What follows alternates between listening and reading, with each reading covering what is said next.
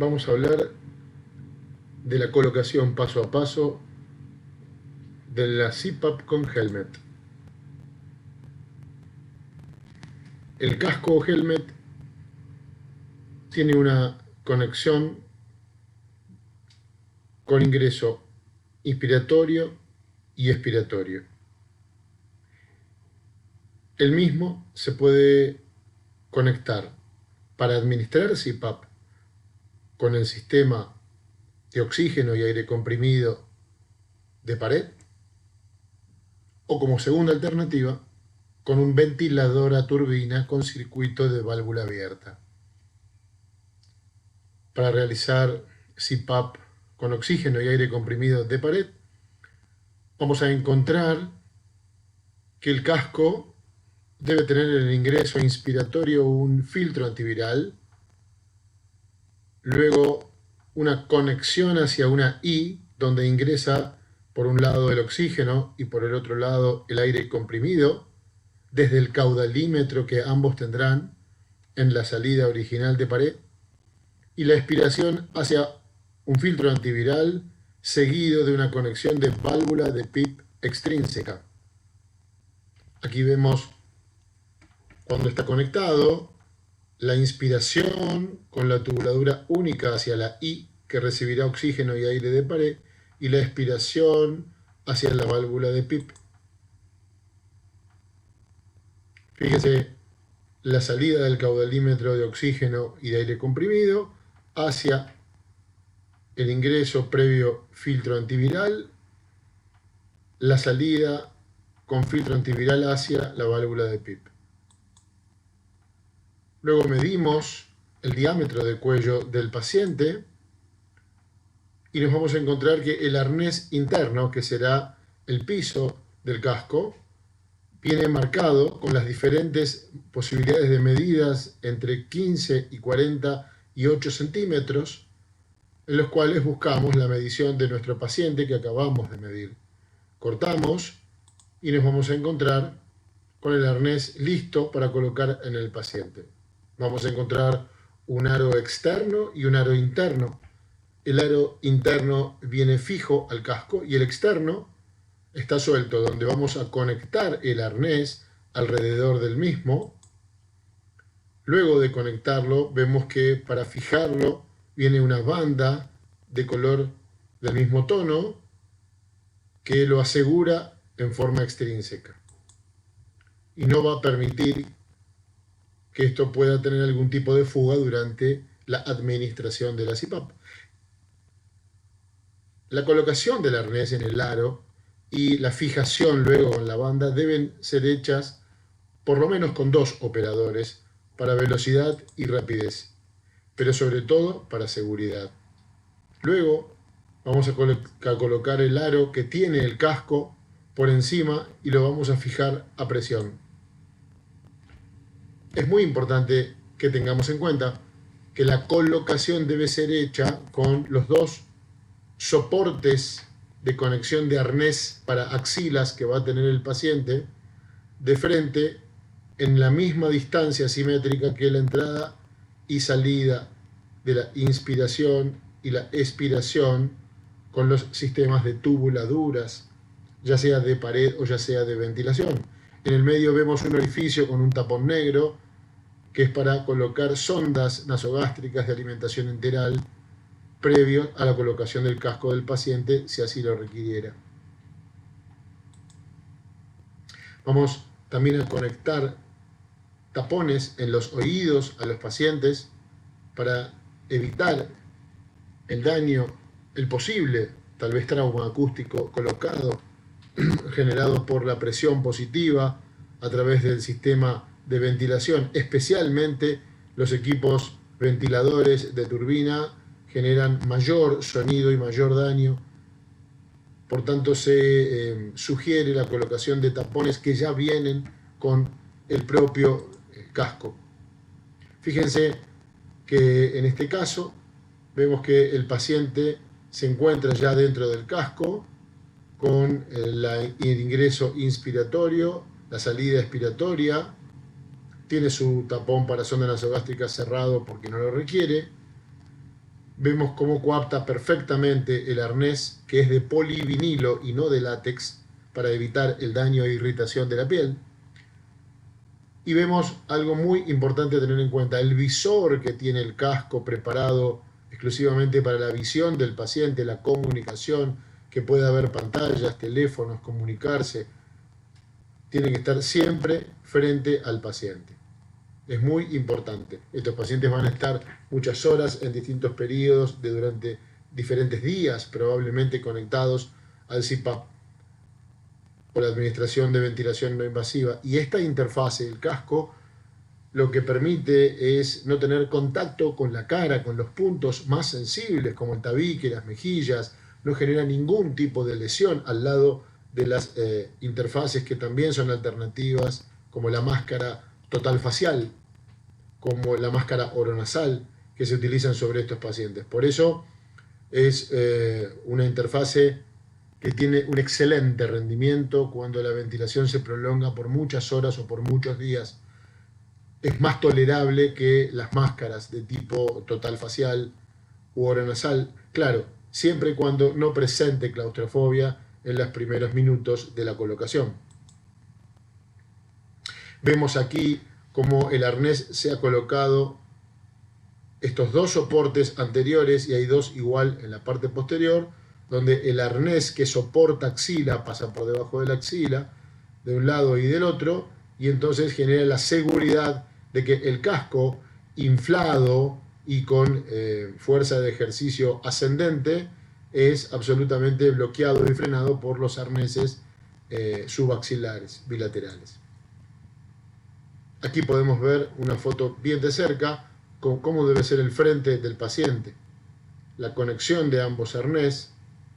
explicarle al paciente cómo lo colocamos y que estos arneses se sacan manualmente sin ningún tipo de inconveniente y luego se retira el casco también sin ningún problema.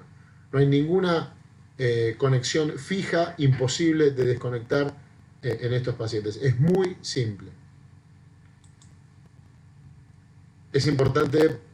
saber que la válvula de presión positiva al final de la expiración de PIP extrínseca va a administrar una determinada presión dentro del casco. Y es importante poder confirmar que esa presión es así a través de un medidor, ¿no? Un vacuomanómetro para medir Pimax y Pmax y ver la presión media que se encuentra. Este conector, este medidor de presión se puede hacer a través de una conexión, un conector entre la salida expiratoria y la válvula de PIP. La alternativa para administrar CPAP es hacerlo a través de un ventilador. Claro está, el sistema de oxígeno de aire y de pared, así de simple como lo contamos, no nos ofrece la posibilidad de saber qué fracción inspirada de oxígeno tiene nuestro paciente, y ese es un dato muy importante a la hora del monitoreo, por ejemplo, que veníamos haciendo con cánulas de alto flujo de oxígeno, donde conocemos perfectamente la FiO2, conocemos el flujo, conocemos la saturación de oxígeno, conocemos la frecuencia respiratoria, podemos hacer por el índice de ROX un monitoreo con parámetros que nos dan seguridad a la hora del fracaso del método y decisión de avanzar en la ventilación invasiva. Aquí, en la ventilación no invasiva, cuando es de oxígeno y pared, la administración de la CPAP, mezclando los gases, no sabemos cuál es su fracción inspirada y no tenemos monitoreo de la ventilación dentro del sistema. Si administramos CPAP o ventilación no invasiva con un ventilador a turbina de circuito abierto, o sea, una rama única que ingresa al paciente y una rama pequeña donde el paciente expira a un puerto exhalatorio, vamos a ver que el ventilador nos va a dar monitoreo del paciente, vamos a saber con seguridad la fracción inspirada de oxígeno. El oxígeno va a ingresar desde el oxígeno de alta presión de pared o desde un caudalímetro hacia el ventilador y el ventilador nos va a dar la FiO2 que nosotros le vamos a programar. Vamos a tener monitoreo de frecuencia respiratoria, de volumen corriente, de volumen minuto. Vamos a poder tener una mayor seguridad dado de que el ventilador, la turbina, trabaja de acuerdo a las fugas. Por eso se utiliza exclusivamente para ventilación no invasiva, que es una ventilación a fuga, y entonces la turbina trabaja compensando la fuga de aire. Cuando aumenta la fuga en el paciente, el ventilador la calcula y se la devuelve. ¿Cómo lo logra? Aumentando la velocidad de la turbina y entregando un mayor flujo, un mayor caudal de flujo que lograría lavar rápidamente el volumen que genera el espacio muerto del casco, que es muy importante. Y este lavado rápido con el flujo de gran caudal permitiría evitar el aumento de la concentración del dióxido de carbono. Entonces vemos la paciente conectada con su rama única al ventilador y la rama expiratoria ya no a la válvula de presión expiratoria, porque la presión expiratoria, la CPAP, se la administra el ventilador. Aquí vemos una válvula tipo puerto exhalatorio, no más que eso. A la hora de agregar al tratamiento del paciente la ventilación más cambios de decúbito, vemos como el decúbito prono es tolerable con el casco. Vemos aquí colocada la paciente sobre almohadas y debajo del pecho tiene también una almohada que le ayuda a la colocación. La posición del nadador y también vemos la colocación al revés del casco, donde las tubuladuras quedan hacia atrás para con mayor comodidad de la paciente y que no haya ningún cambio en la ventilación ni alteración en la ventilación. En el decúbito lateral vamos a ver en esta posición la paciente cómo coloca ambos brazos y también se apoya sobre almohadas con una muy buena tolerancia. El ventilador nos permite administrar muchos modos ventilatorios, pero aquí solo administrando CPAP, programando la presión y encontrando el valor de la presión de CPAP, que habitualmente va entre 8 y 12 centímetros de agua. Algunos pacientes requieren un poco más, hasta 14 y 15 centímetros de agua, generalmente en pacientes con un índice de masa corporal más importante, que suelen tener hipoventilación asociada a la obesidad, caracterizada por una caída del volumen de reserva expiratoria, y que por supuesto el aumento de la presión positiva de la CPAP generaría un aumento de la capacidad residual funcional, el reclutamiento de alvéolos y la mejoría de la oxemia. Vemos aquí en el ventilador la conexión del modo. Aquí tenemos un modo conectado en el paciente con PIP de 10 centímetros y 3 centímetros de presión de soporte, que sería una ventilación no invasiva. Y vemos hacia el lado derecho el monitoreo del paciente, donde tiene su presión positiva inspiratoria casi en 13, producto de la sumatoria de los 10 centímetros de PIP y 3 de soporte. El volumen corriente expirado en 745 mililitros y frecuencia respiratoria espontánea en 11, con una ventilación por minuto de 8.7 litros por minuto. Este es el monitoreo tan importante que nos va a permitir hacer el ventilador. Aquí vemos también la posibilidad de evaluar las curvas, evaluar la presión versus tiempo y la curva de flujo versus tiempo de nuestro paciente con el monitoreo continuo del lado derecho. Es realmente importante poder administrar presión positiva con estos monitoreos. Aquí vemos el ventilador en forma lateral con la salida de la tubuladura verde hacia el manómetro de presión del sistema de alta presión de oxígeno que viene de pared. También vemos aquí en blanco una pequeña salida para un caudalímetro habitual de pared, un flujímetro, un flumíter de los habituales, pero claro, es la entrega de oxígeno a baja presión. Nos permitiría algunas horas, 2, 3 o 4, tener con un tubo de oxígeno, por ejemplo, en un traslado al tomógrafo, al resonador, al quirófano, hacer un estudio, a un cambio de internación dentro del hospital, algún traslado en ambulancia, pocas horas. La entrega de oxígeno de un flumíter común, un caudalímetro habitual o un tubo de traslado, permitiría que el ventilador continúe trabajando. Pero luego, varias horas o varios días, requiere sí o sí el oxígeno de alta presión de pared para poder lograr el mejor trabajo de la turbina del equipo. Hay que tener en cuenta que es muy importante, a diferencia de los pacientes que tienen alto flujo, para trasladar pacientes entre centros médicos o hacer estudios o a distintos lugares del hospital, un casco un ventilador pequeño de traslado que no supera los 2 kilos y un tubo de oxígeno permite usarlo unas horas para solucionarle el problema al paciente sin tener ningún deterioro en su intercambio gaseoso, a veces logrado después de muchas horas o de muchos días de trabajo y de reclutamiento, donde cuando yo le retiro la CAFO a un paciente, el alto flujo que tiene valores de 60 de FIO2, 60 de flujo o más todavía, para sostener intercambio en el límite, unas horas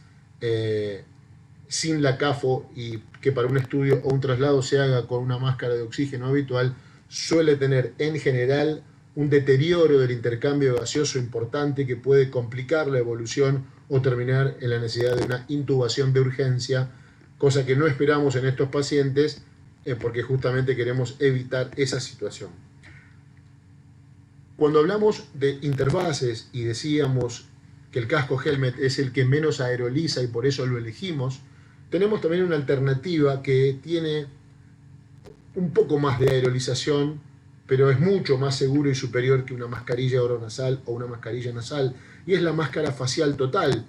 donde tenemos que tener en cuenta que debería ser una máscara con codo azul, máscara no ventilada, sin fuga, preparada o construida por el fabricante, la fuga habitual que tienen las máscaras que utilizan los pacientes con whisper para evitar la reinhalación del dióxido de carbono. Tenemos que usar máscaras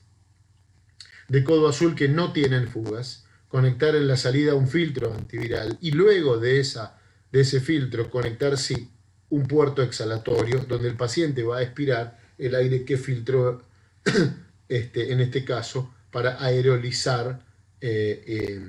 la menor cantidad de virus posible. Y vemos acá un ventilador a turbina con un circuito pasivo, con una sola rama,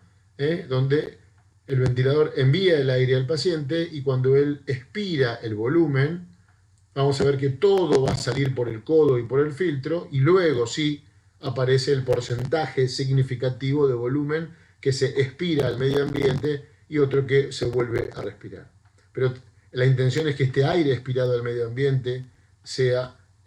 dentro de lo posible lo menos aerolizante y que contenga la menor cantidad de virus posible. Entonces vemos acá, basados en este ejemplo,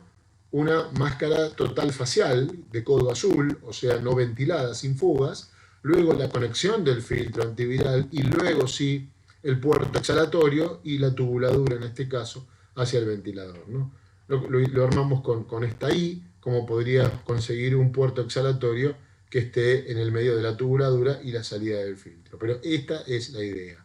Una máscara total facial es la que también menos se corre, se abre, fuga, aeroliza menos que las oronasales, donde los pacientes en los decúbitos laterales durante el sueño suelen tener alguna pérdida de tensión en los arneses y el contacto con la almohada o con las superficies cuando duerme hace que se trabe y se abran y se generen grietas de fuga y aerolice en forma importante. La total facial no, evita el contacto nasal y de mejillas y cuida el tabique y en este caso la máscara Performax de Philips lo que permite es una recirculación de presión positiva de esta manera circular dentro de la máscara cuando está bien colocada y sin fugas, evitando la presión de impacto en los ojos y evitando la conjuntivitis habitual que se suele ver en las máscaras totales faciales. Vemos acá bien la conexión codo azul, filtro, puerto exhalatorio. En algunos casos hemos visto en situaciones de urgencia, si no hay filtro, abrir la salida en el filtro, hay una entrada para oxigenoterapia, se puede abrir esta entrada y utilizarla como un puerto exhalatorio transitorio, alternativo, hasta conseguir el que corresponda. Vemos aquí la posibilidad también de conocer pacientes con mascarilla oro nasal. De hecho, hay pacientes que se internan por COVID, que están con ventilación no invasiva hace tiempo en domicilio y suelen venir con sus equipos de CPAP o de BNI y sus mascarillas oronasales, y en este caso si hay fuga va a haber que ocluirla y taparla, luego de hacer eso poner un filtro como vemos acá y luego el puerto exhalatorio. Estas son las mascarillas habituales que usamos fuera de la pandemia, pero que en este caso se utiliza azul porque tiene doble circuito. Pero en pandemia el uso es de codo azul, o sea, no ventilada, luego el filtro antiviral y luego un puerto exhalatorio. Esta es la idea. Debemos conocer esta conexión porque nos vamos a encontrar con pacientes que tendremos que ventilar con oro nasal porque no quedan más insumos, o que ya vienen ventilados de su casa, de su domicilio, de esta forma, y si no es un codo azul y si es una mascarilla con fuga, va a haber que ocluir la fuga con gasa, vaselina y tela adhesiva en forma hermética, luego conectar un filtro y luego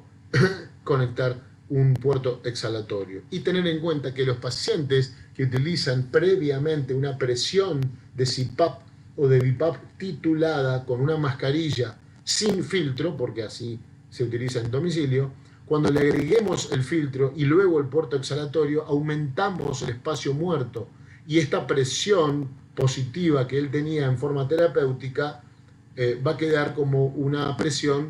subterapéutica y no va a generar seguramente el efecto que estaba buscando, tanto de los pacientes con apnea obstructiva, tal vez no logre mantener abierta y dilatada la vía aérea superior durante la noche y aparezca ronquido o nuevas apneas, o no logre en la BNI darle la fuerza muscular inspiratoria suficiente al paciente que la SIRA requería. Entonces tendremos en cuenta que el que venía ventilado de la casa y le agrego unas nuevas resistencias como filtro y puerto exhalatorio, tendré que nuevamente titular la presión positiva del CPAP o la presión de soporte y la PIP, intentando cambiar la presión, aumentando y ver el resultado clínico del paciente. Porque el paciente si no va a tener una respuesta subterapéutica a la presión y va a suceder que va a volver para atrás clínicamente o va a referir la intolerancia al sistema, porque finalmente si la presión que le administro es subterapéutica lo va a terminar molestando, lo va a terminar rechazando y dormido se la va a sacar y no va a cumplir su función. Así que a tener en cuenta con este dato. Estamos en contacto, muchas gracias.